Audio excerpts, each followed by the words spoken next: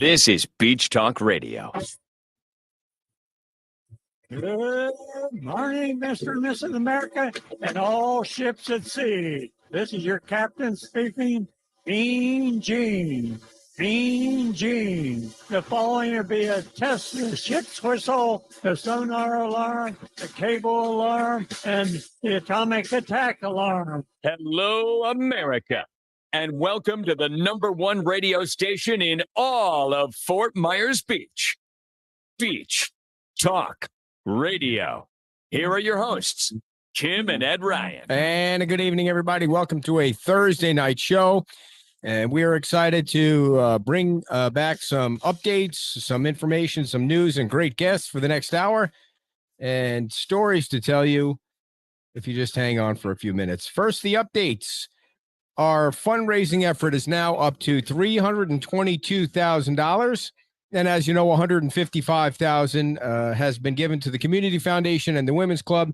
And we are now up to $107,000 distributed to the employees that lost their jobs on Fort Myers Beach, with more checks to go out tomorrow. So we'll keep you updated on all of that.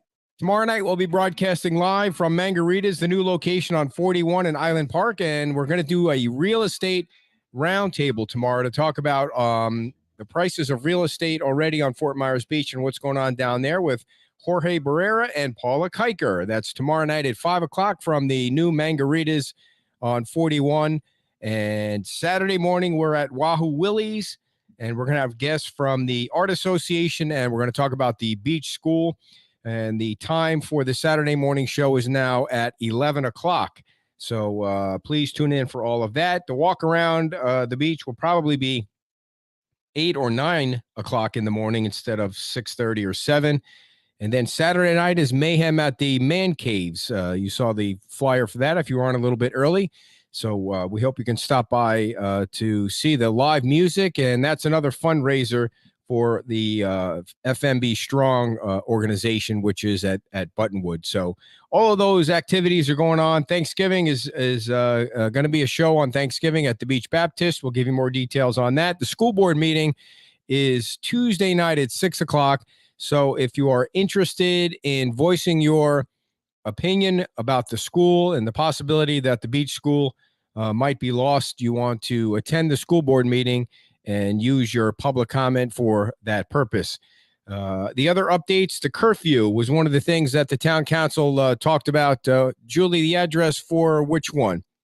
I'll get you the address. I think it's for the Man Caves, but I'll put that one back up there. If that's the one you're asking about, that's easy enough. That's the Man Caves is located at 10950 Old South Way. The tickets are available now, $100 each. That includes food and drink and live music by the 80s band Hair Days. It's not really called the Man Caves. It's called the Toy Box. Some people call it the Toy Box. It's something that Scott Allen owns that we had him on and he spoke about last week with Tom Torgerson. And that's going to be this Saturday. And the time is 6:30 to 10 o'clock. So we hope to see you out there. I'll be emceeing that with Kim on vacation. Kim is on vacation with Jillian, our daughter. They're on their way to Utah to spend time with her family through Thanksgiving. And they're going through just as much fun trying to get on a plane as I did yesterday. But more on that in a minute. The curfew, which is now 7 to 7 o'clock, is looking like it's going to be changed to 6 a.m. to 8 p.m. to give people more time to have dinner, to give the restaurants more time to make money. But what they're trying to figure out now is what's going on the south end, because there's a curfew in Bonita, and obviously on the south end, you have to come from Bonita to get over that bridge, and they want to try and keep things consistent. So definitely on the North Bridge, you're going to be able to get on and off until 8 o'clock. But they're not sure about the South Bridge yet, so they're checking with the Lee County Sheriff's Department about that so that it can all be consistent. They should know by their Monday meeting, if not before that, when the interim town manager has a conversation with the Sheriff's Department, and maybe we'll get more information on that either tomorrow night or Saturday morning and pass that right along. So yesterday, I had to work for my day job, my paying job, and part of the responsibility every year is to go to New York City for a conference that we put on called Forecast at the Harvard Club in Times Square area. So the flight was scheduled to leave at 1:50 in the afternoon and wound up taking off at 7:25 at night because of a mechanical error. You know, you really learn the best of people and the worst of people when they are waiting for an airplane. To me, when somebody says mechanical issue with an airplane, I want to be on the ground and I want to be sitting at the airport. I don't want the pilot to say we have a mechanical issue when you're 20,000 feet in the air. So I didn't do any bitching and complaining. I just sat there, but people were looking for free water and free peanuts. And and you take it out, they take it out on the people behind the counter, which, what do they have to do with anything? But they're taking the brunt of things. So anyway, we get in at 7:25 and, finally, we leave at 7:25, get to New York City at 11 o'clock. So trying to find a taxi. So I leave LaGuardia, by the way. They've done a lot of nice work on LaGuardia's airport. At least the Delta hub looks really nice compared to the way it used to 20 years ago. So I walk out, you have to walk past the Ubers to get to the taxis, the yellow taxis. And I was just ready to get in the yellow taxi. I wasn't going to wait for an Uber. I just wanted to get to the hotel and go to sleep. So as I'm walking out the door toward the yellow taxis, the guy says to me, "You need a taxi?" I said, "Yeah." But that's not usually how you do it in New York City, which I should have noticed was the first problem. So I said, "Yeah." He says, "All right, come on." So I said, "You're a taxi, right?" He goes, "Yeah." I said, "All right." So I put my bag in. I get in. It's a nice new car. It wasn't a yellow taxi. And he starts driving away. And the first thing I noticed was there's no meter. I don't see a license. Nothing to indicate he's an Uber driver or anything like that. So he starts taking off. He's not saying anything.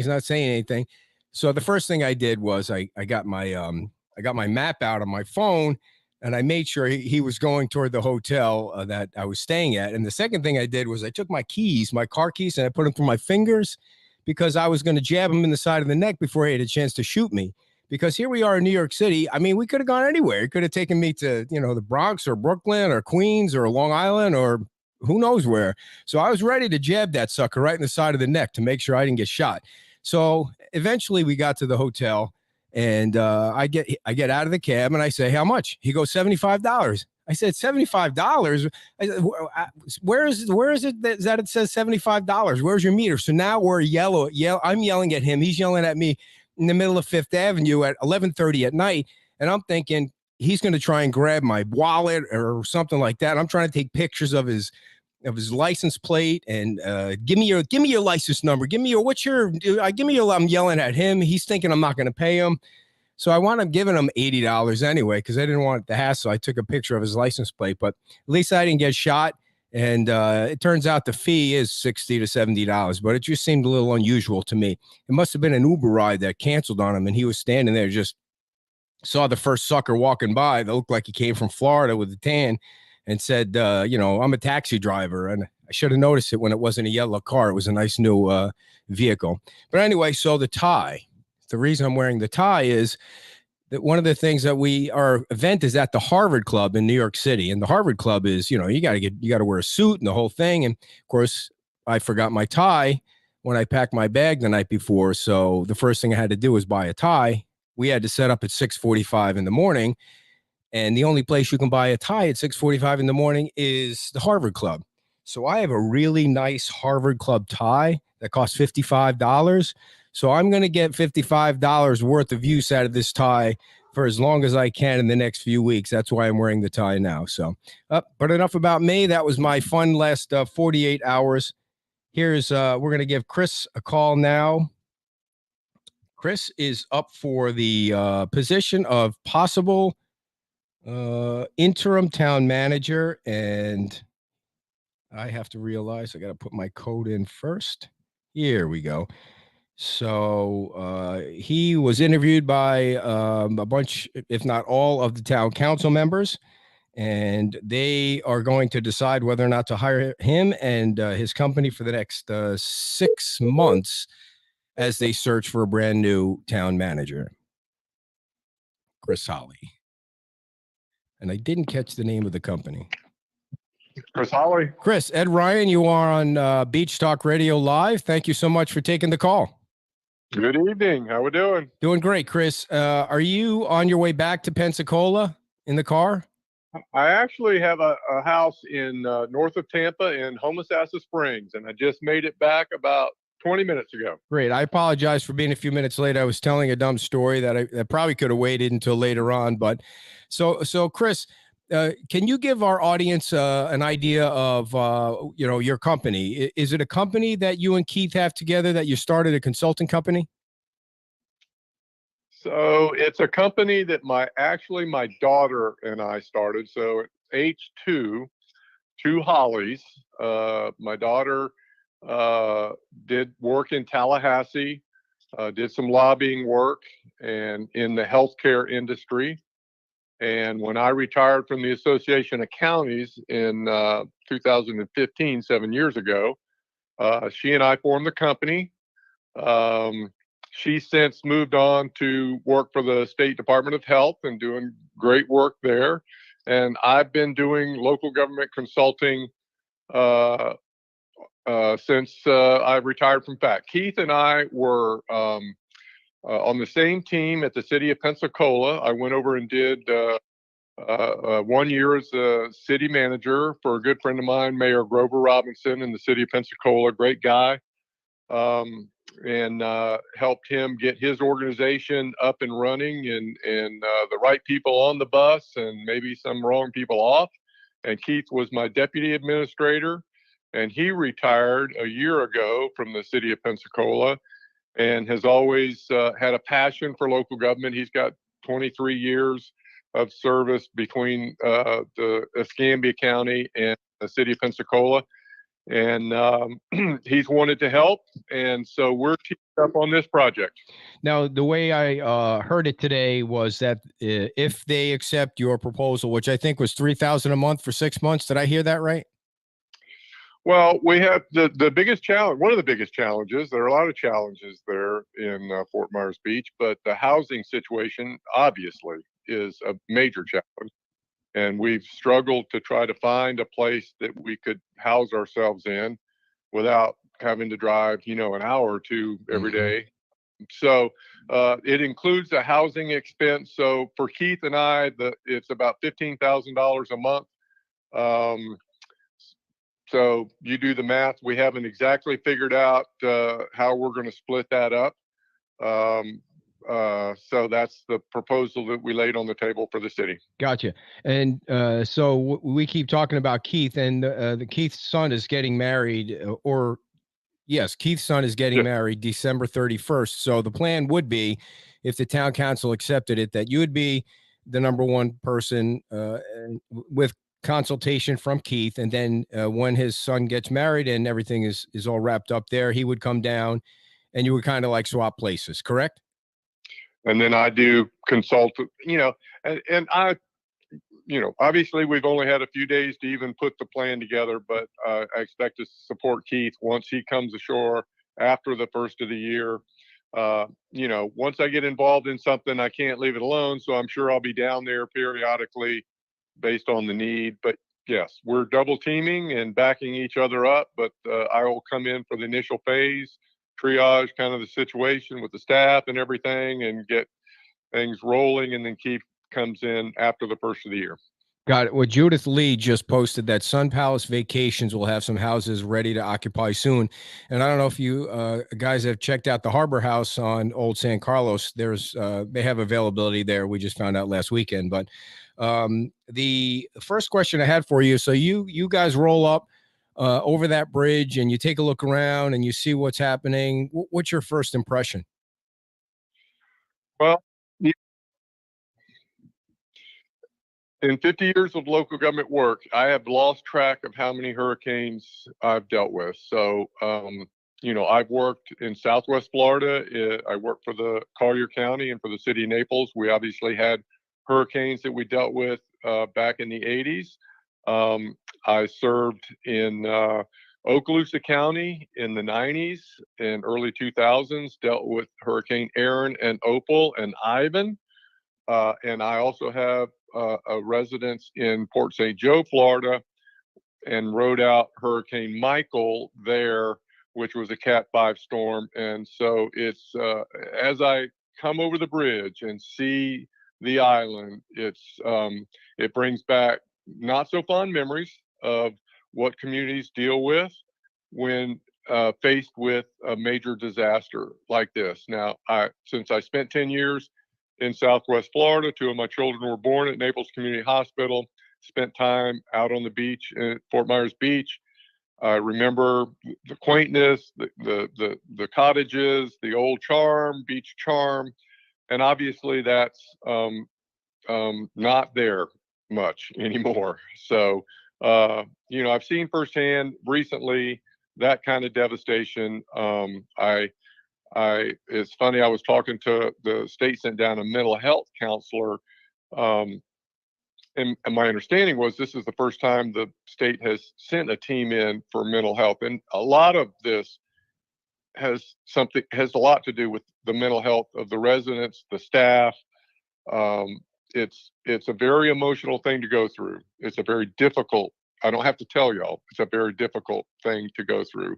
It's a marathon. It's not a sprint. And you wish you could turn back, but you cannot. So you have to deal with what you have. There have been great strides made.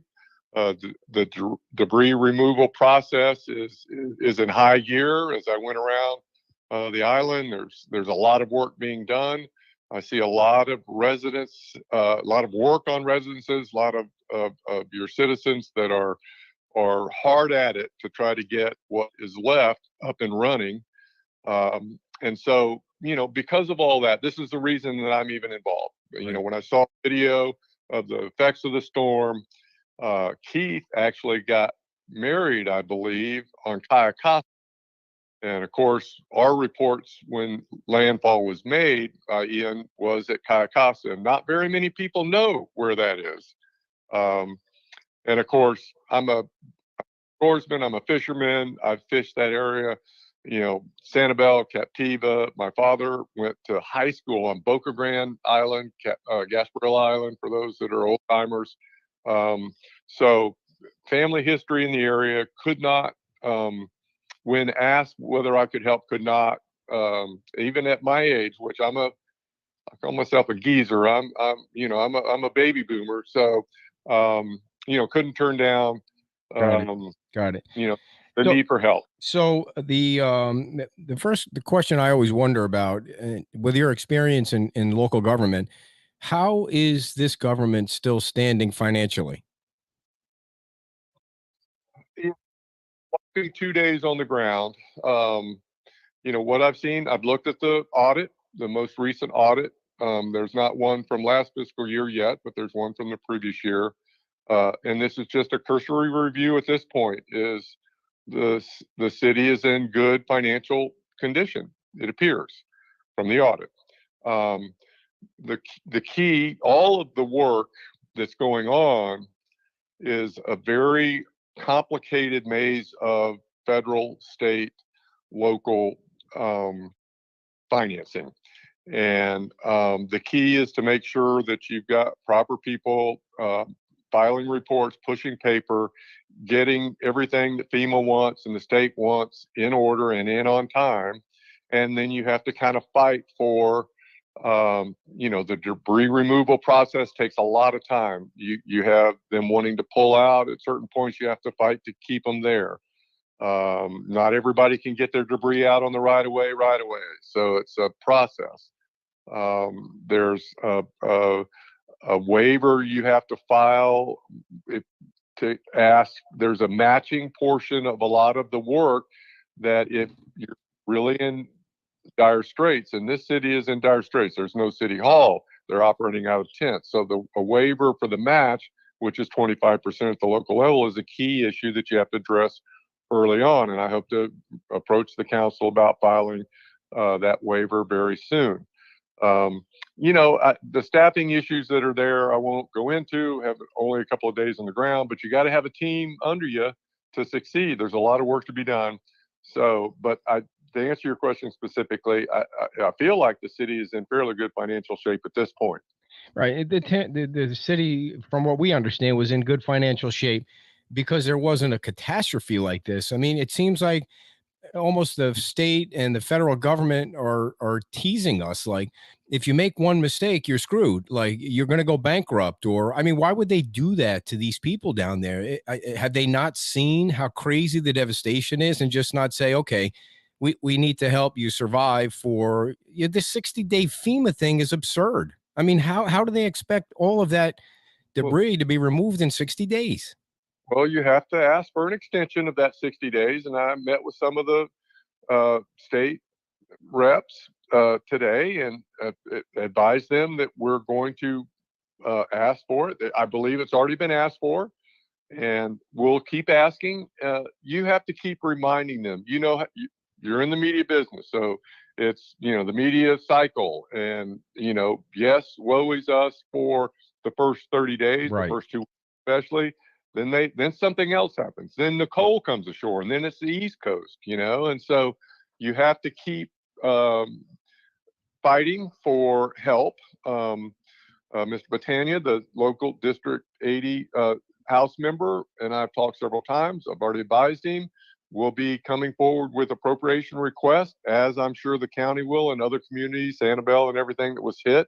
He's already called for a gathering of local government reps to start planning for the appropriation request. Legislative session starts right after the first of the year with committee meetings and everything. You're very fortunate. You've got this, the Senate President, Kathleen Pasadomo from Collier County. She will have a big say on the state budget. So you just have to start accumulating what the ask is for, prioritize it, and keep knocking on the door. You have to be persistent. But the story is a great story. The community needs help. It's devastated.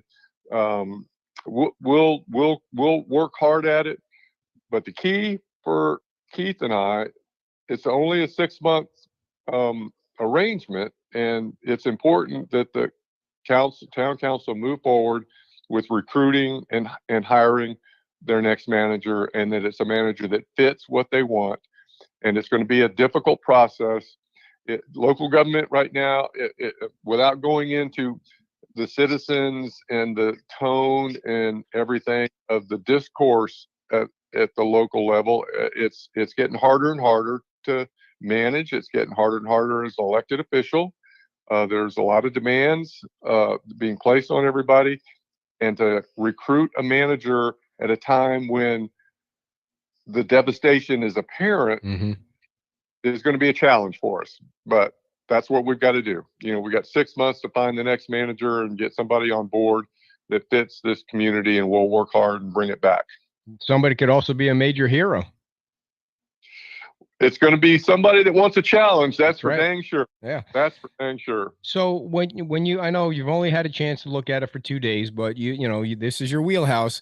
The FEMA thing, I get part of it is when they say, you're only going to have 60 days because they want these people to work as fast as they can. But both DeSantis and Biden, when they were down here, said you're going to need longer than that. Although they haven't really signed it yet. In your opinion, how long is it going to take for that debris to be removed from that island? I'd be guessing if I said a date. I mean, there has been a lot of progress made. It would appear to me we've got several months ahead of us. And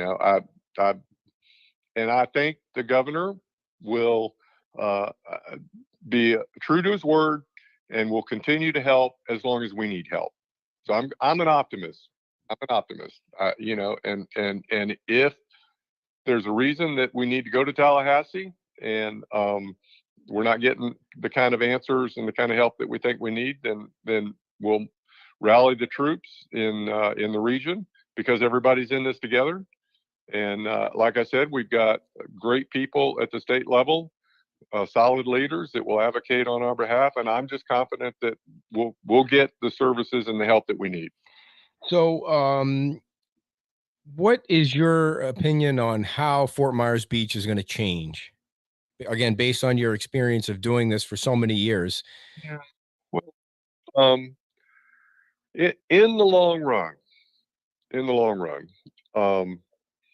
I know the old timers, we'll call them, the quaintness, the wooden structures, the on-grade structures, those things that you remember won't be there. Obviously, new construction is going to have to be elevated, and so everything's so I drove through Mexico Beach, which was the landfall of Hurricane Michael just a week 4 years ago, a little over 4 years ago, Cat 5 storm, and for your residents, it would be great if we could kind of show a before and after for that community. Businesses are back. Literally hundreds of residential structures have been built in that time. They're all modern construction. They're elevated. They're new. So the personality aspect certainly changes. But and I will say that the obviously new construction is of higher value, of higher quality. The challenge, it's just not, it won't ever be the same. And there's nothing you can do about that. So it's just how you manage the growth that comes and the new construction that comes, and try to maintain the beach feel as you go forward. But in the end, it will be a positive thing in some people's eyes. Some people will say, I wish we could go back to the old days, but you just can't go back. It's just not, you just can't go back. Again, with your experience and seeing what you've seen in the 2 days you've been here, how long is that project? Oh gosh. So, I expect the community to be up and running. Those structures that are capable of getting up and running, in the next year.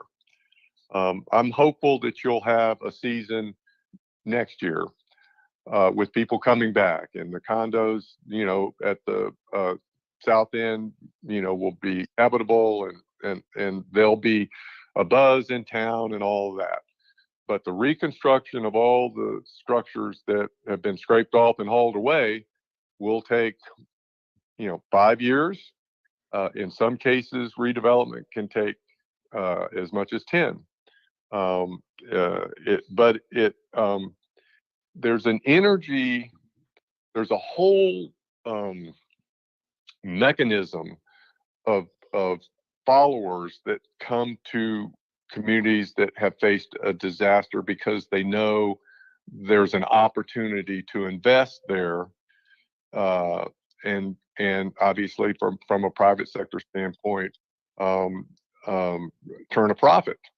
There will be older business owners and older homeowners that do not want to spend the time and effort to rebuild. And so you have new investors that come to town and buy those properties, and it takes time for them to plan what to do. In some cases, they assemble multiple pieces of property in order to accomplish what they want. And so it's a long process. It's a long process. Well, it sounds like you've already been in town listening to all the conversations that have been going on. You laid it out exactly the way other people have said it's going to happen, to right down to the letter there. One of the things I wanted to ask you about, you guys were talking today about you're really good at helping government communicate with the residents, helping government communicate with communities, and you really touched on how important that was. One of the biggest failures of this now gone government is that for 9 days, they were totally off the map. Nobody heard from them. And it's the most vital time when people needed information and they weren't there. So tell the folks in the community about that and how important that is. Well, let me just say from my experience, it's unfortunately it's everything goes down. Cell service goes down, internet goes down. I'm not a technician, so I don't know. Evidently, y'all figured out a way to still communicate and show pictures and advise and keep people informed. there are new techniques these days that I'm not aware of. I don't know how to do them. But same thing in the Panhandle, where again I've had my most recent experience. Same thing happened. There was no information. It was even from a state to local level, people were having a hard time communicating. I don't know enough about the efforts that the city made during the storm, so I really don't. I can't tell you whether there could. Obviously, you feel there could have been a better job done. I don't know what they did or did not do. Okay, fair enough. It is critical, obviously, to communicate as well as you can. There are assets that the state provides if you need them. I'm assuming that this, as quickly as they could, they brought in public information officers and other communications folks. And it is normal, unfortunately, to have a huge gap in communication because everything goes down. And in the wake of the disaster, establishing priorities for what you do first is very, very difficult. I've heard the stories and I can relate. The first step was just getting over the bridge and getting a pathway to find people. Mm-hmm. And in the midst of literally trying to save lives, communicating falls by the wayside, unfortunately. Mm-hmm. You're just trying to save lives, period, for the first few days. But again, I don't know what was done. I'm not going to be critical because I don't know enough. It's difficult to do. Thank you for your service to do what you did to inform people. I understand that you probably did the bulk of it, keeping people informed. So, but that's not why I asked you. I appreciate that, but you did mention how you're good at that, and that's kind of what I was hoping to pull out of you. That you and Keith together really, I think he might have said he won an award or somebody won an award for something like that. Yeah. So tell. So we're different. I mean, every manager's got a different approach. I don't know the old manager, don't know what he did or didn't do. So I'm not gonna. But I'm as transparent as I can be. Told people, time permitting, I'll go to Rotaries, I'll go on your show, I'll go wherever I can and tell people what I know or what I don't know. So residents have to feel that their government is forthcoming. They're not hiding anything. What they say is the truth. And if they don't know, they say they don't know. And so, yes, it's important for there to be confidence that information is being shared and that there aren't secrets or deals behind the scene or whatever there is. You have to have confidence that people are trying as hard as they can, that they're honest, and that's what we're about. There are probably some newer techniques. I'm not big on social media. I'm not a tweeter. I don't like Facebook because I really don't want people to know when I'm playing golf or going fishing because that's their business. So, I'm the old-fashioned. I'll do whatever I can. News releases, newsletters. Like I said, faxes. You'll send a fax every now and then. Whatever I come up with to communicate with people. If it's a big issue, you have a town hall meeting. Right. Yeah. You sit up on the stage and answer questions as good as you can. You don't have all the answers. When we dealt with Aaron and Opal in Fort Walton Beach and Okaloosa County was the manager, we had town hall meetings like once a week for the first month.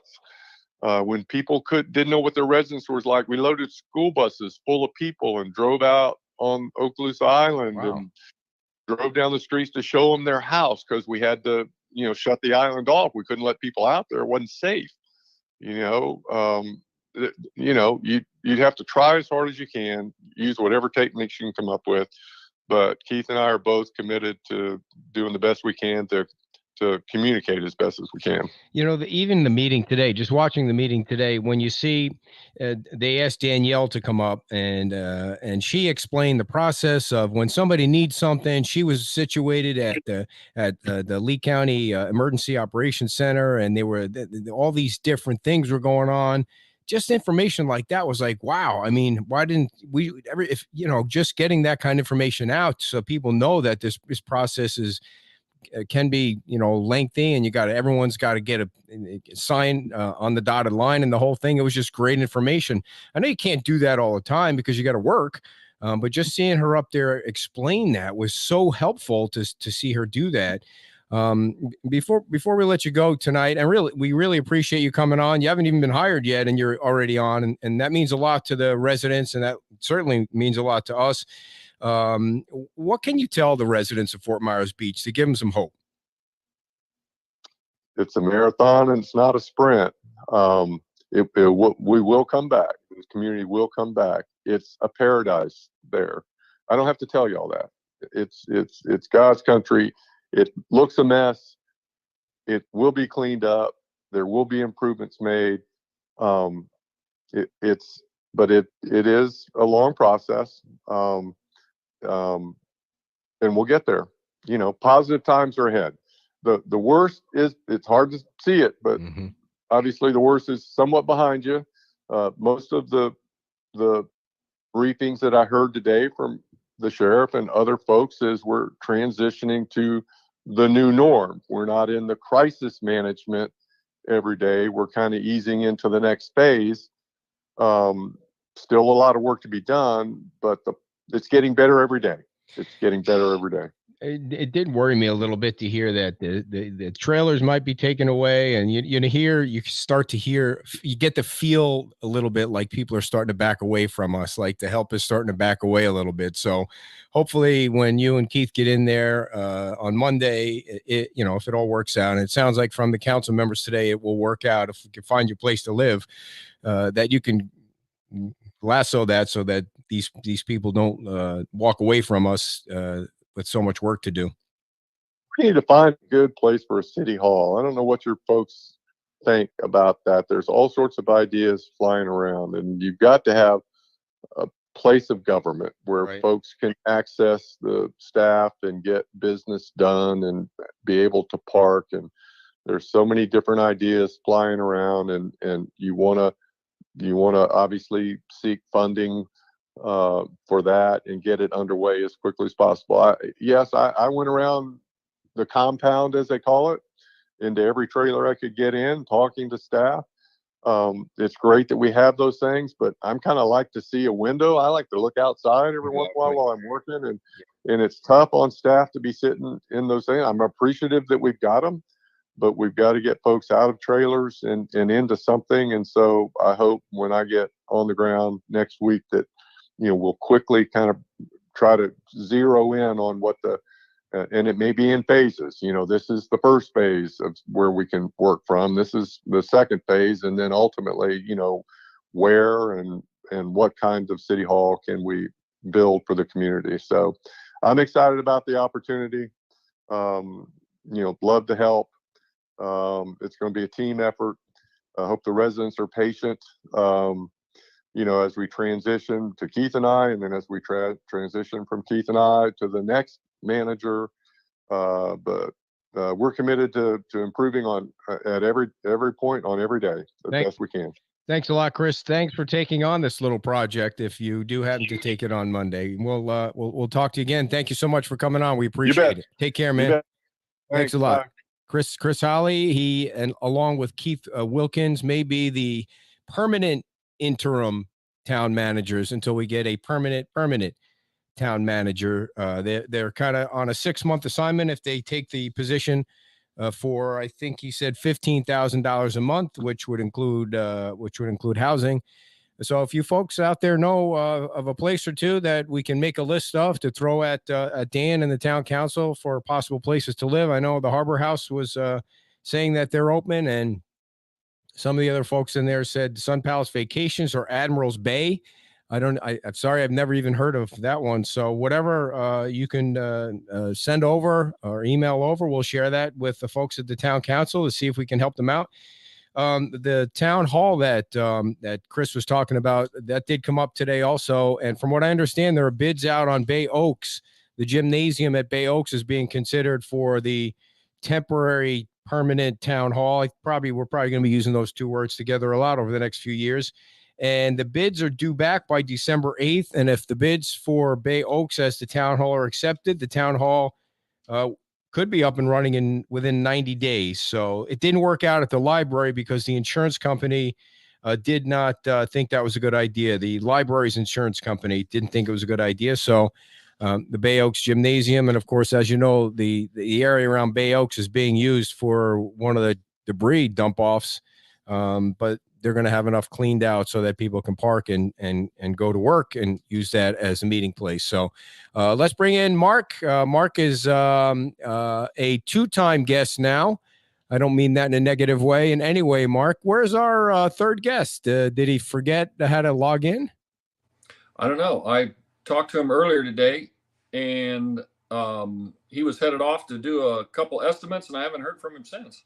All right. Well, he knows how to use the. There he is, right there. Greg. Today, there he is. There he is. Oh, Greg, you're on a little bit of a delay. You might need to turn off your sound a little bit. But anyway, I think Greg. I'm going to pop him out of there until he figures out the sound. So, Mark, for folks that don't know, Mark is let me make sure I get it right, Mark, a public property appraiser. Is that correct? Well, a public adjuster. Public adjuster. Appraisals. Who does appraisals? Yeah. Right. And you and Greg are kind of teaming up there. Can you hear us okay now, Greg? No, he's still working on it. Last time we had him on by phone. We could always go back to that. The reason I wanted to have you guys on was because since the last time you were both on, there was a little wrinkle in the whole 50% FEMA thing with the state letter that was sent to Lee County when they were going to consider their percentage increase on top of the structure appraisal. And I wanted to just get your thoughts on that and what it might mean to people on Fort Myers Beach. So it looks like the 20% rule on Fort Myers Beach is out the window. Well, the county property, my understanding is the county property appraiser sets that multiple. And when I was up in, when I was working Michael in Bay County, they used 120. And then when I was in, when you say 120, what do you mean 120? A 20% add-on. 20%. I got you. And Escambia County did the same thing. And so I know they have to settle it, and I know the cities can't change it, and it's up to the county property appraiser to set that. Right. So the way it looks now is there won't be any. Like, if Fort Myers or Cape Coral has 30% and Fort Myers Beach has 20%, those are out the window because the state now says that you should have never done that in the first place. You can't do that. You have no authority to do it. So I guess my wonder is, if let's say somebody was using the town's 20%, I don't know if there was enough time for it to move along. Now where are they? They're in like limbo land. My understanding is you have to go back to the county because the county property appraiser is the one who sets the appraisals. And what I heard, now this is, you got to be careful what you hear, but they always set it lower because people don't like seeing their property appraised high and their taxes high. That happened during 2008. Remember how everybody was upset because their appraisals went way up. Their taxes went way up, and then the value crashed, and the taxes went down slowly, and they had a lot of defaults. And so they keep the property tax appraised value a little lower, and then people don't get upset about their property tax bill. The municipalities still need the money, so you just have a higher millage rate on a lower appraised value, and the government gets the same amount of money. But when it ends, it wouldn't surprise me. And I guess the right person to ask would be the Lee County property appraiser. But a lot on Monday. Yeah. Okay, great. And hopefully I won't be a fool on Monday, but a lot of these counties use the same vendors. So I know Wolpert Consultants up in Dayton, Ohio, they went through and did this, and Sabre Systems did it. And so there are companies that do nothing but do these mass property appraisals that go into these municipalities and these counties. Because if you take the number of counties in every state all across the U.S., and they've all gone to these computerized property appraisal, this is it's got to be predictable across the state of Florida. And it's just going to take some patience for everybody to, bounce around and get on the same page. So, Greg, can you hear us okay now? Yeah, I can. Okay, you are loud and clear, and you got a lovely decorated home behind you there for blank walls and all. really, really going at it hard. I see. So, Greg, what? Tell us about you guys working together now. I heard. I think Greg, you told me, or one of you guys told me you're starting to work together. What are you going to be doing, and how can you help residents? Go ahead, Well, Greg. I'm the senior estimator, so I'll be handling the field assessments of the damage to the homes, and with respect of getting the insurance proceeds from the claims, right? And Mark, how do you fit into that whole equation? Okay. Yeah, I'll be making the customer contact. I'll have to do the initial approach. I'm going to talk to people. I'm going to take a look at their coverages, review their property, and do the walkthrough with them. And then I will be the one signing the contracts. I still do some. I've gotten some help. I've got another couple young ladies that are helping with some of the simpler, straightforward estimates. Greg will help with the more complex estimates. I still do a lot of estimating myself, but since our last time we were on the show, I just had another one this morning. I've visited a lot of people, and I've spent a lot of hours on the phone answering questions. Not everybody's ready for a public adjuster. A lot of people have questions. That's kind of fallen off because more and more people are getting estimates from their insurance companies.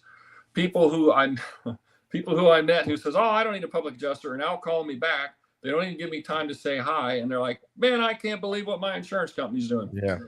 So we're a little go ahead. further in. I'm sorry. I wanted Greg's reaction to this comment here, because I don't want there to be any confusion. What I understand to be the case is that the state has told Matt Caldwell has said that Matt Caldwell is the only one that can determine what can be used when it comes to the 50% rule, and that the local governments are not allowed to add anything onto it, and that the town of Fort Myers Beach cannot add 20% onto the structure value. Is that the way you understand it, Greg, or how do you understand it? Yeah, that's what I understand after reading the letter. It was pretty clear that their intent was you couldn't make a blanket add figure onto the assessed value. That if the assessor changed the value, he would have to do it on a case-by-case, house-by-house, structure-by-structure basis.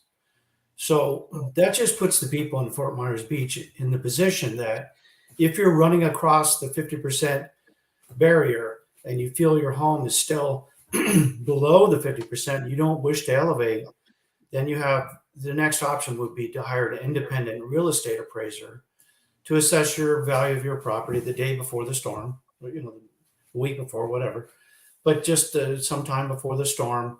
And then if you still fall below it, then present that information to the Fort Myers Beach Building and Safety, and, kindly request that they not make you go through all the changes and the upgrades and the like. Right. So if you are close to that 50%, if you think you're close and it might be a question, it makes a lot of sense for you to pay for that appraisal. It would make sense to me. Yeah. Because in most cases, that private appraisal is going to get you a higher number, because the municipalities are done like in a massive thing, and you're not really looking close on them there. So it would make sense, because you'd probably get better results. Well, we're not trying to escape the rule. You're just trying to be accurate, and accuracy is with, more detail, and a property appraiser, because they have to assess the value for the bank.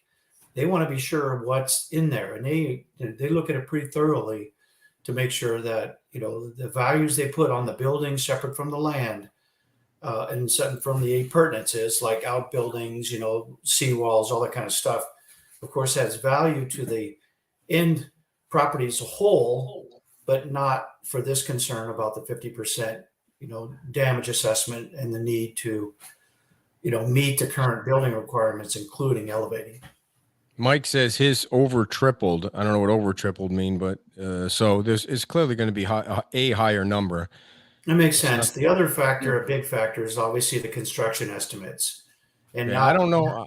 I'm going to have to get some kind of clarification from John, because he's saying it's not the same. Fort Myers Beach is assessed value. The other is market value, apples to oranges. So if you read the rules, you can do it two different ways. You can use an assessed value, or you can use a market value. There's two ways to calculate it. And at one point I had a spreadsheet that worked that, but you're right. When you're seeing those assessed values, that's the ones they're doing with the computer in mass. So if you think about in a computer that's doing every piece of property in the county versus someone who comes out and does just your property, it's going to be more accurate and it's going to be higher. The other thing that's worth considering is, I know a lot of people are getting the engineer out, and when you're looking at the engineer, what repairs do you have to make to meet the engineering requirements versus fixing everything you want to do on your home? So that when you start looking at the value of the improvements, you want to optimize that improvement value so that you're not, in other words, you don't want to roll too much into it.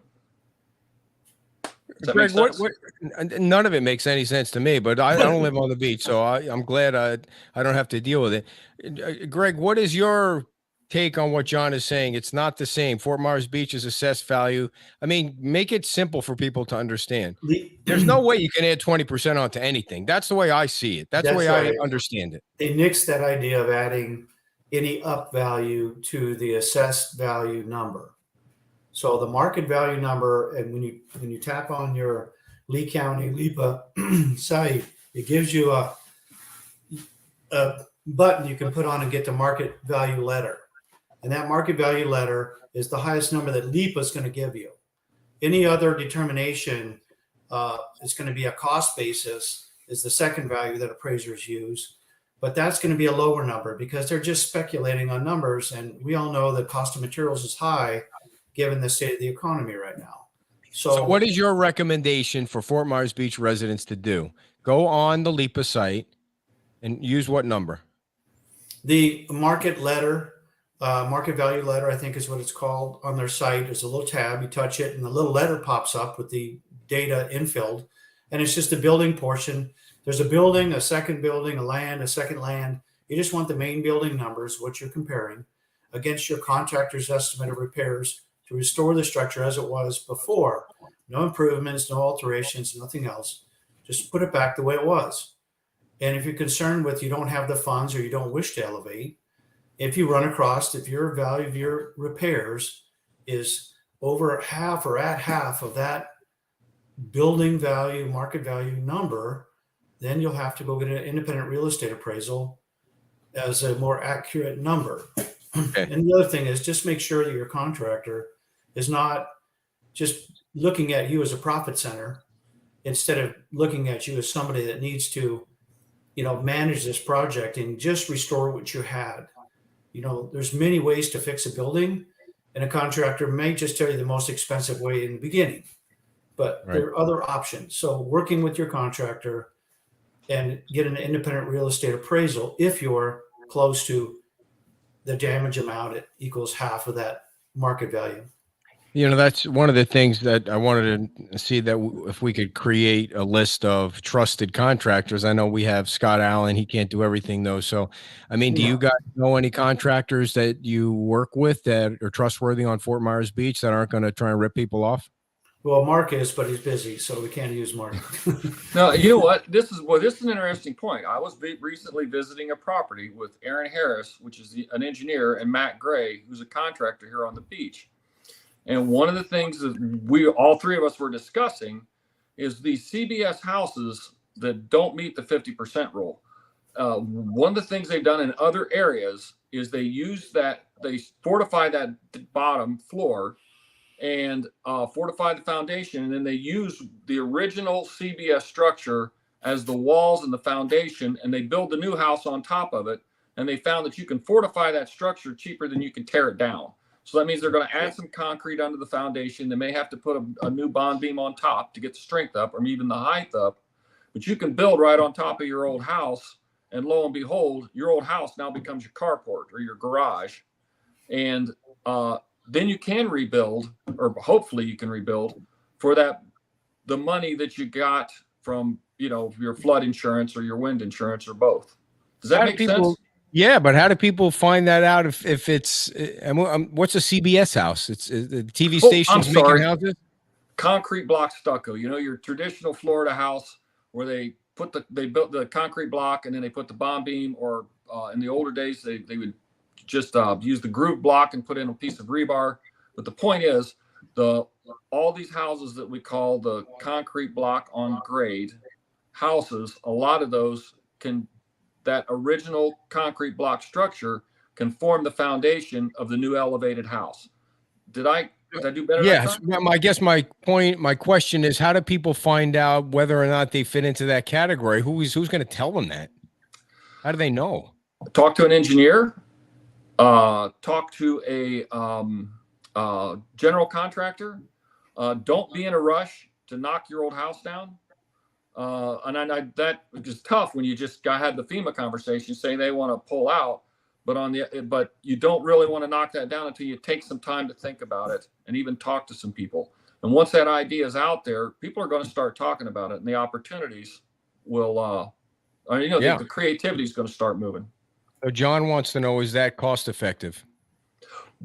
Aaron and Matt, the conversation they were having, they were saying yes. Matt was saying that you can build on top of that original foundation cheaper than you can tear it down.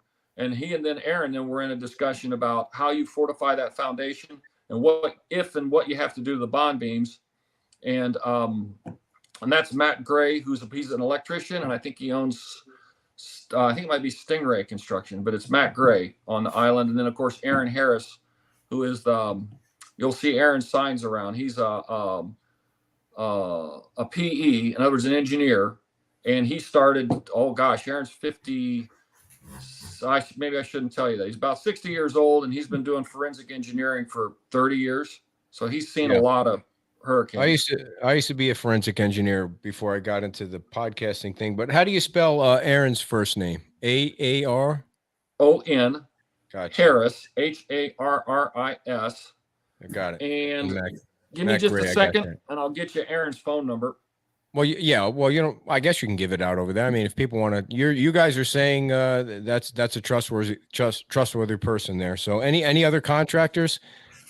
Everybody should call Scott Allen first and see if he could work with you. But if not, because we know we can trust Scott. And you got Matt Gray and you got Aaron Harris, and who else? Greg, you got anybody in your? I don't have anybody right now. We're still interviewing some people for my consulting clients. So gotcha. It's going to take some time to find out, who wants to do it. There's high-end builders, there's middle of the road builders, and then there's the builders that some people may need just to restore their house and to stay under the 50% rule and stay solvent. I mean, it's not a choice for some people. They don't have the funds. Right. Let's say you weren't insured. Let's say you didn't own the main flood policy, the main thing you need, unless you're right on the beach, the wind tore those up the most. But obviously, homes further back in or a little more sheltered, they still receive damage. But, it's your flood. If you didn't have that money, you're going to be in a financial shortfall. And that's going to be the people that made, not for just skirting a rule, but just financial reasons. They can't afford it. I mean, I'm sure Albert Ambrose has recommendations too he could share with us. I will try and put together a list of contractors from all of you that you trust, and that the last thing I want to do is put a name out there that somebody's going to get gouged. I got a call from our guest last week who we had on at Wahoo Willie's, who's helping people move debris and knock down parts of their houses, I guess, and he was saying to me that when cranes used to be like, I don't know, $500 for the day or something like that. Now they're charging $30,000. I mean, it was an obscene amount, and it's incredible that people take advantage of these folks on the island like this, and that they get away with it. I mean, it's just bananas that some people are gouging the residents on the beach when they don't really know some I'm sure do, but not everybody knows who to call first. So it's like if they need to get their house appraised because they're on the borderline of the 50%, who do they call? Go to Google. Well, unfortunately, call your realtor. Your realtors usually have a line on a lot of appraisers. So, there's quite a few guys on the beach here that are locals that have a good steady source of contacts for appraisal work. So that shouldn't be that hard. I mean, there is, it's kind of a strange business. Sometimes it's really busy and sometimes it's not, the appraisal business, but there's got to be people that want to come and do a more rapid assessment. This isn't a bank appraisal. This is a appraisal only on the structure. Remember the footprint of the building up and down, and that's it. Nothing else is considered. And given if your building didn't knock down, you don't have a foundation to replace. So most of these buildings got flooded, and they should be, strip the drywall out. You got insulation, you got a wiring concern if you want to replace the wiring or just put sockets on, cut it back and just put fresh sockets on and say electricians call. But there's methods you can use to not, inflate the cost if you're on a budget. I mean, that's just, people have a right to be on a budget. They shouldn't have to, build, 10 feet off the ground if, they don't have the resources. What Richard Durling said a couple of times at the county board meeting, he's from the Florida Home Builders Association, is that some of these, there's such a high demand for appraisers that it's going to be hard for folks to find them if they don't give them some relief above the 50% FEMA rule. Plus, a lot of them don't want to get involved in what needs to be done with some of these houses. Do you guys know that to be true? No, I have not run into people who are getting appraisals yet. I'm still in my lane. I'm sorry, Gotcha. Unfortunately. No worries. Mark, I want you to explain to everybody who might not have been around the first time you were on what your lane is. Oh, okay. Because it's important.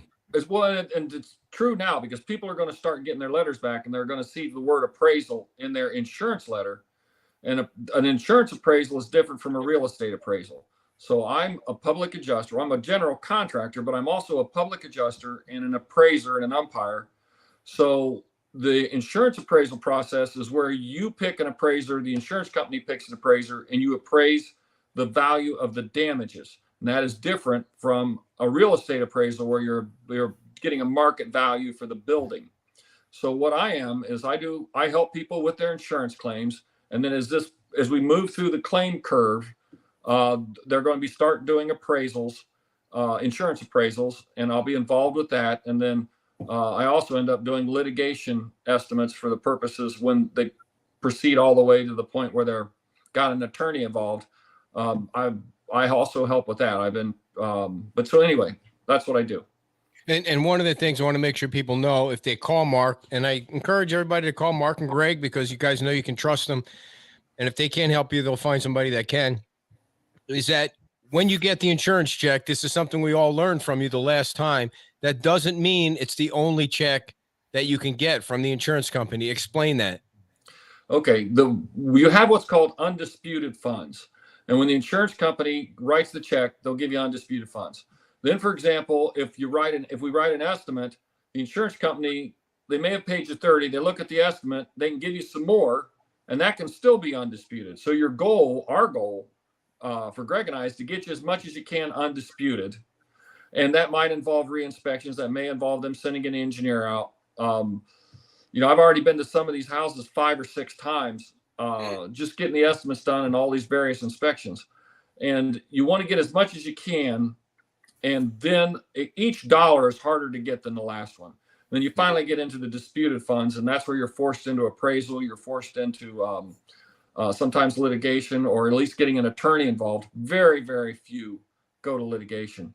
I want to say in Bay County, even, I think only 1 or 2 went. So the odds of ending up in litigation are extremely small. Greg, see if you can explain undisputed funds better than I did. Well, the insurance company sends an adjuster out. Those adjusters are generally not local. They're hired in all kinds of states. Some of them are mass trained, and they come out and they do a rapid assessment of these buildings, and they're on a time crunch. these insurance companies have a time requirement to inspect the loss after it's called in and to assess the loss and offer the undisputed amounts of the claim. Undisputed means you're not going to disagree that the amounts are lower. You're only going to disagree the amounts are higher. So basically it's an initial check. So once the initial check comes, then you can look at it and see, does it seem short or not? The problem with most homeowners, even business owners, is they don't know the full extent of what things cost. They're not contractors. And even contractors generally don't always know because they're looking at it from a job perspective. They're not looking at it from is this customer paid entirely for all their damage? And that's what a public adjuster does. I just had a great case, Ed, that this gentleman got his check. I want to say it was, I don't know, $78,000. And that was the first adjuster, and the guy tried really hard. So we come in, and by now you've pulled this drywall off, and we can see the mold on the drywall behind the kitchen cabinets, which the first guy couldn't see. We can get the drywalls off the wall or off the ceiling. Now we can get up in there and you can feel the salt water in the insulation above the bathroom and the kitchen. The original guy couldn't see that. Then you just sit and you start looking at the pictures of the building, and the corners were hardy board, not vinyl. It had shutters on it. It had light fixtures on it. All those things were missed. So I started with the original insurance estimate. And by the time I added everything we could find, plus everything that was obvious he missed, I want to say it rolled out at 160,000. So we went from 78 to 160 just because we had the advantage of having that drywall out of there. We could see, for example, that there was tongue and groove behind the drywall in the bedroom. So that had to come out.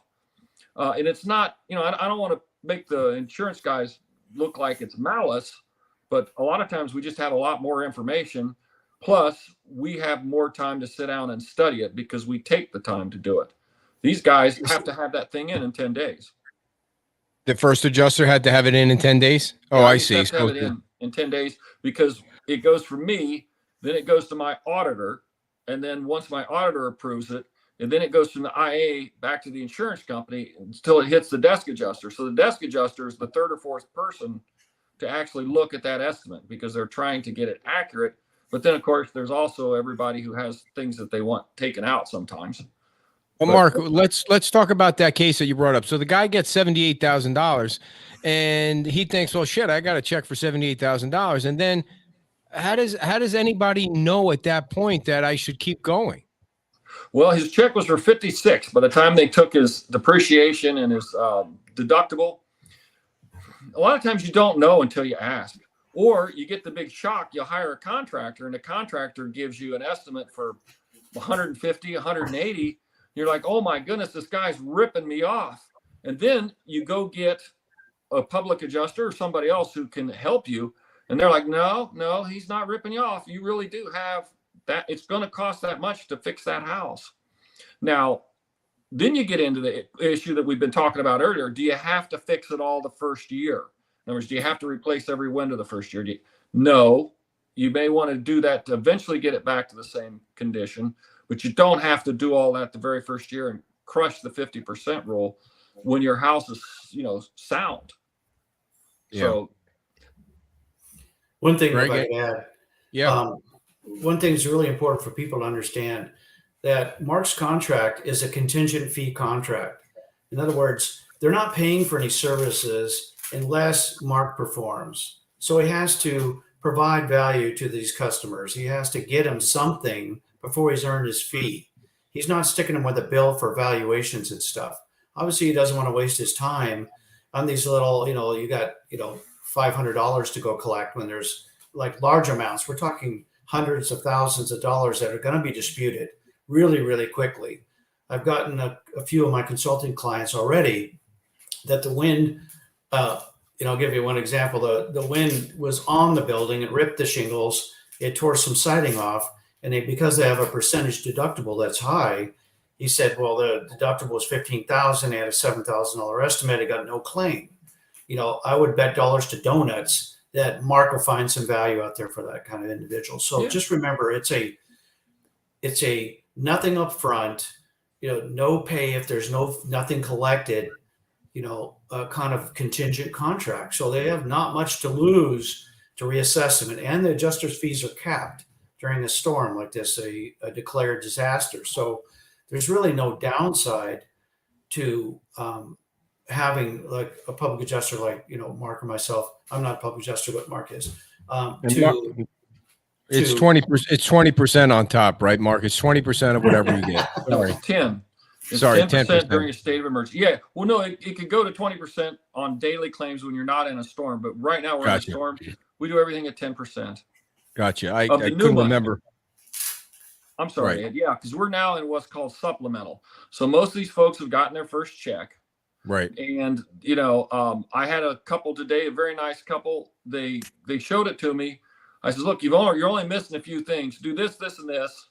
And if you have any more problem, give me a call. But there isn't really enough room for you to hire me. You don't really want to hire me, but you can probably get another 10,000 out of this just by doing these following three things. And one of them was they had to get their air conditioning assessed. They gave them $150 allowance for an AC tech. I said, well, do that. They've told you that by giving that $150 AC inspection fee, if your AC is bad, they're going to buy you an AC.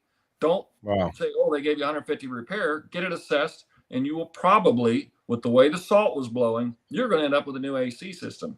So they opened the door. In other words, they opened coverage for a $8,000 item, and those folks will be very happy because they've got a couple thousand below their deductible. They're going to get a new AC system and a couple other things. So, it's always, even if it's not enough money to hire us, sometimes a phone call is worth it because get you good information. I got a lot of I have overhead too. And, I can't do it when it's a $800 fee. But on the other hand, there's a lot of people that have called and we've helped and just got them on the, kind of get them on track.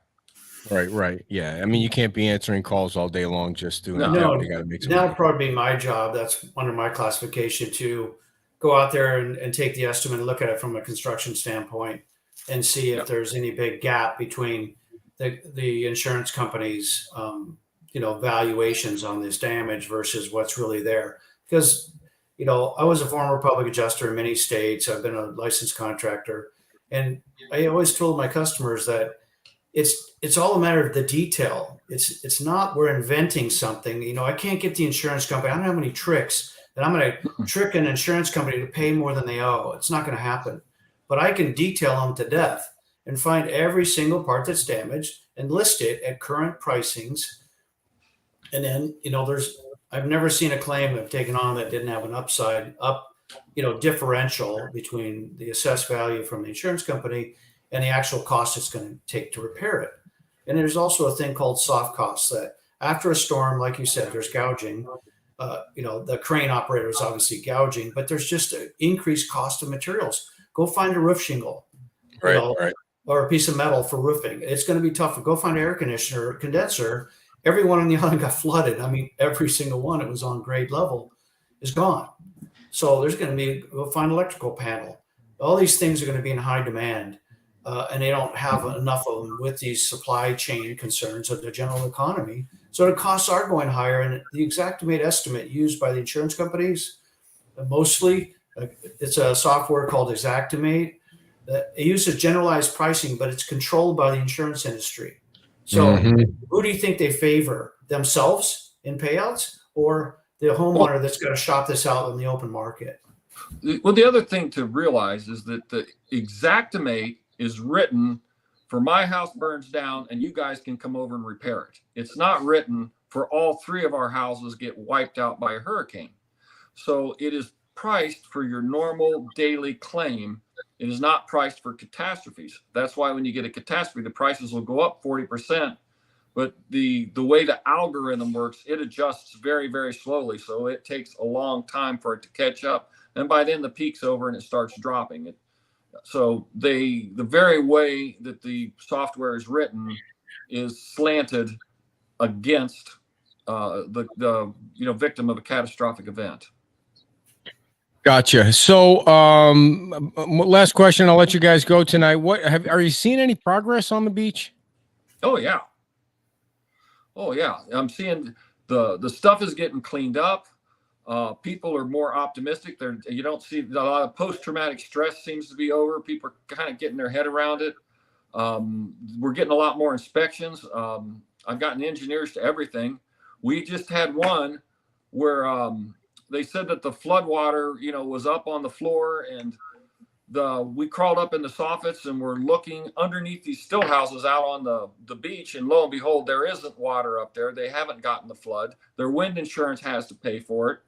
They're not out of flood money and now no wind money because they tore a hole in the concrete soffit underneath an elevated house. Stick your camera up in there and take some pictures, and lo and behold, it's as dry as a bone with no leaf sticks, dead fish, or mermaid scales in there. So that's wind damage. So yeah, we're finding stuff and we're making headway, and people are Cool. They're less shocked and they're more calm. I'm noticing that they're plowing on. They're All right, real quick. I did talk to Scott Allen. He's got a few customers. He's already through the building inspection or the submittal process for building permits. He said it was a little challenging in the beginning to get through. A couple of people over there kind of helped him get his files together because there's a lot of forms you got to put in, including the 50% form and the like. So he's getting them through there, but it's still early in the process. I mean, I've been to these storms too. I worked the same Opal and Aaron up in Fort Walton that your previous guest talked about. That's when I started my profession after the Northridge earthquake. So I saw, and I worked there for about a year and a half, and I saw the progress. And so I don't see a lot of difference. I mean, there's a lot when there's serious damage over a widespread area and there's access issues like a beach, you're going to have slow progress. And that's unfortunately kind of the byproduct of having two motorways in and out. And that's it. It's single lane. And now, then you got traffic and you got trash trucks. So it's going to take a little bit. And all you can ask for is patience for everybody, and just take your time. Don't rush into settlements. Don't rush into repair estimates. I mean, one of my consulting clients who's a professional businessman, the contractor said, well, just tell me how much your insurance is, and I'll just take over whatever they pay and fix your house for it. And that may sound like a good idea, but they're not going to recover the rest of your money. And your losses are more than just the building. It's you haven't used your building we're going on 2 months now. You don't have power to it. You've got all kinds of other issues. You don't have income from your rentals. So there's a lot of things to consider. So take your time, be patient, ask questions. There's people to call. Speaking of that, did you guys want to give out your phone numbers, Mark? Did you want to give out your number at all, or? Oh yeah, I had given it out. I'll give it out again. You can call me at 239-849-2949. And then did you want that engineer, Aaron? Do you want me to give out his phone number? It's totally up to you. If you people are going to call if you give it out, so it's totally. I have a good sense of humor. Let's hope Aaron does. He's doing the assessments for $500 for the 3S letter. Is it structurally sound? Is it safe to inhabit? And will support its own weight. The city letter. His phone number is 850-460-5828. And he was one of them that was talking about utilizing the CBS as the foundation. Sounds like you'd be a good guest. Yeah. Well, yeah, he's been around a while. So Aaron Harris's phone number is 850-460-5828. If anyone wants to type it in the chat box. And Greg, do you want to give out your number, or sure, somebody help you hang some pictures or something? Yeah. I got to buy the pictures first. I think I can handle hanging them, but I appreciate the support there, brother. 239-450-1952. I'll be answering questions regarding building concerns, damage estimates, contractor estimates, things like that. Are you going against your 50% rule, things like that. Public adjuster, you need to call Mark Dorston right here on those kind of issues. Well, we appreciate you guys coming on. It's good to have a crew of honest people that people can get some information on, not just people they don't know and Googling and things like that. Of course, you guys know you can call Scott Allen. His information is on our website. He's an advertiser of ours. And I hate to say this about people, but you call him, if he can help you, he will. But I also think that if he can't, he can find somebody that can, which is it's kind of the thing that you want to start to build, people that you can call, that you can trust. Or it was like when the electrician thing, that was like the first thing that came out, the electricians, and then their phones were blowing up. You need a long list of people, because either you're not going to be able to reach somebody, or it's going to be outside their scope of work, and you want to be able to create a list of that. So every once in a while we'll post something like that on Facebook, and people can add names of people they trust too. So Absolutely. Well, Ed, you've done a great service to the community here by putting these shows on nightly, and and live and events, and out there where people can see what's going on, and keeping your finger on the pulse, as it were. This is a process. It's going to take a while. The new interim city manager has told you that. He's worked many of these kind of events before, and his thing was generally telling you, don't be in a rush here. It's going to be patient. Just take your time, and you don't have to rush to get rebuilt. I mean, I think it's going to be a minute before we get, vacationers back. So just don't waste your money on some of these contractor types that are just charging us through the roof right now. It's okay to get an estimate and to contact people for questions and stuff like that. Well, thank you for saying that, and thank you guys for coming on. And I'm sure we'll have you on again. And it's always good running into you at events like we had at Bayfront Bistro. Mark, I think I saw you there. So Yeah. We'll have to see you out, Greg. I know you're busy working on your house there. So thanks for coming on, you guys.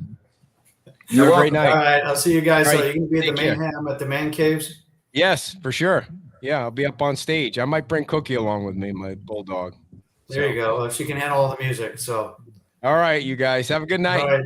All right, bye-bye. Mark and Greg, we appreciate their time. If you missed the first part of the show, Chris Holly is being considered, along with his partner Keith Wilkins, to be the permanent temporary town manager, and that'll be a 6-month contract before they find the permanent town manager, which they're gonna have to do a search for. I don't remember if I mentioned that on Monday night we're going to have the Lee County property appraiser on. I gotta get some sleep. I am forgetting everybody's name. Matt Caldwell will be on Monday night at 6:00. Friday night, we're going to have a real estate roundtable, and that's going to be live from Margaritas, the new Margaritas, which is on 41. We're on Island Park, where Sluggers used to be, and it's called the Banjo House or something. Now I forgot the name of it. It's called some kind of house. It's a dancey kind of thing, house.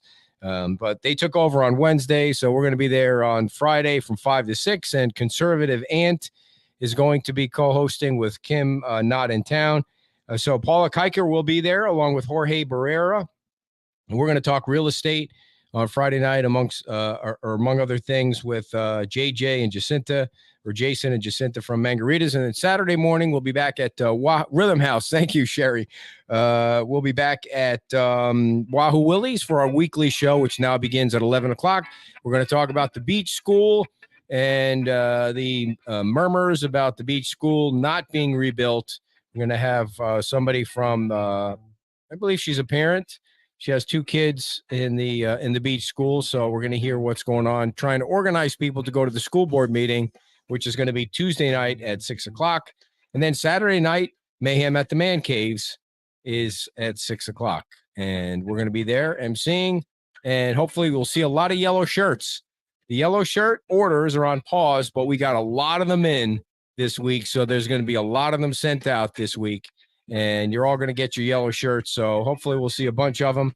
We're going to take a nice big picture on the stage if you come with your yellow shirt. I will not have any to sell in my trunk because we don't have any left. We are just holding until we get them all the orders filled out. So that's it for tonight, folks. Thanks to everybody for joining us. Thanks to our great guests. And we will see you tomorrow night at 5 o'clock from Mangaritas. Feel free to support the show. Coffee is always good. Bye-bye.